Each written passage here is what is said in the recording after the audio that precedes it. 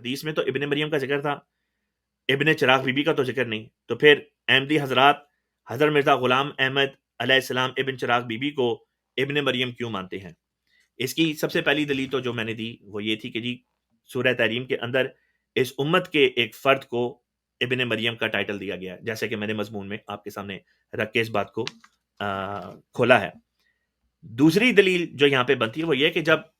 عیسیٰ ابن مریم جو موسیٰ علیہ السلام کی امت میں آئے، بنی اسرائیل کی طرف آئے، جب ان کی وفات ثابت ہے اور وفات یافتہ انسان دوبارہ دنیا میں نہیں آ سکتا یہ بھی ثابت ہے، تو پھر لازمی طور پہ تیسری آپشن ہی یہی بچتی ہے،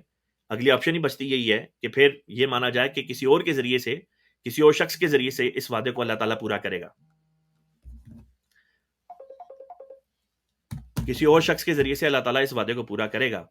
اور اللہ تعالیٰ نے وہ وعدہ حضرت مرزا غلام احمد صاحب قادیانی علیہ الصلوۃ والسلام کو بھیج کے پورا فرمایا ہے۔ مجھے ایک سیکنڈ دیجیے گا ذرا۔ مزید اب آخر میں یہ بات بیان کی جاتی ہے کہ ابن مریم کے بارے میں جو میں نے یہ حوالہ پیش کیا تھا آپ کے سامنے قیامت کا الارم کتاب سے، اسی میں یہ ایک اور حوالہ ہے جو میں جلدی سے پڑھ کے سنا دیتا ہوں۔ مولانا وحید الدین خان صاحب بیان کرتے ہیں، مسیح امت مسلمہ کے ایک فرد کے مصلحانہ رول کا نام ہے، نہ کہ آسمان سے نازل ہونے والی کسی پراسرار شخصیت کا۔ امت مسلمہ کے ایک فرد کا یہ رول عیسیٰ بن مریم کے رول کے مشابہ ہوگا، اس لیے اس کو امت مسلمہ کا مسیح کہا گیا ہے۔ اس طرح پر آپ دیکھ سکتے ہیں کہ یہ پیشگوئی جو تھی یہ